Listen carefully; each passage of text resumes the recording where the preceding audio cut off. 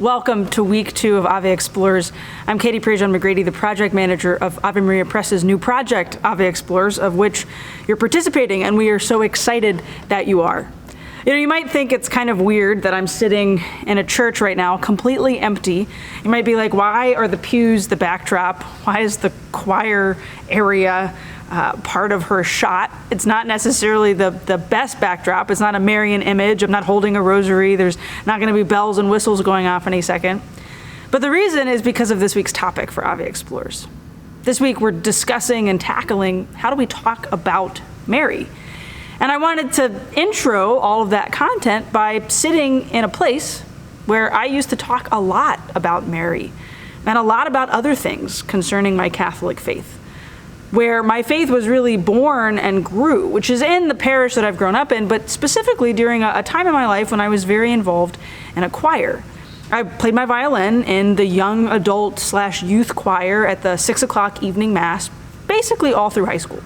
And I had a little bit of a crisis of faith my junior year of high school. A hurricane hit my hometown, and I had a really hard time grappling with the idea that bad things could happen to good people.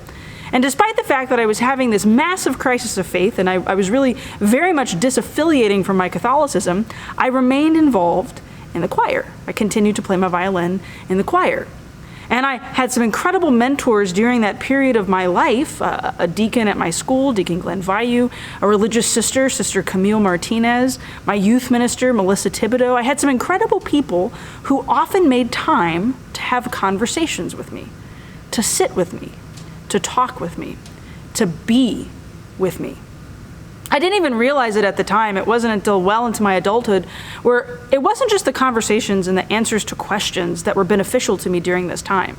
It wasn't just the sitting down, sometimes in a sacred space and sometimes in a restaurant and sometimes in the hallways at school and sometimes in my own living room. It was the sitting down and being with mentors in faith that opened up a place of my heart that I could trust, that I could be open to the truth, where I could be available to hear what not just the Lord had to say to me, but what the church taught and why that mattered and why that was important. It was a ministry of presence. And I think very often we assume that the way to introduce people to Mary is to talk about her and to give specifics and logistics and to unpack the scriptures and to go through the catechetical references, and that stuff is great, and we have a piece for you this week that does that. But we also have a couple of pieces this week that talk about the presence of Mary in people's lives and the way that Mary, our mother, loves us by being present to us.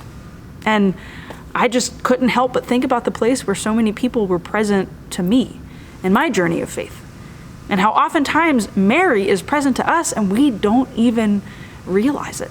We don't even recognize that she's been there with us all along. I hope you enjoy this week's content. I hope you share this week's content. I hope that this week is fruitful for you. And I want to leave you, just like I did last week, with a question. Last week we asked, why Mary? Why does she matter? Why is she important? And this week I want you to ask yourself, how has Mary been present to me? How has she been in my life? How has she remained close to me? Maybe when I've noticed, and maybe when I haven't. And if you don't have an answer, or if you're really struggling to figure out where she has been, maybe say a rosary. We'll talk about why the rosary is so important in a couple of weeks, but maybe just say a rosary and ask her to be present to you now. Thank you so much for joining us for this Ave Explores project. We're so excited to be journeying with you to learn about our faith in the everyday.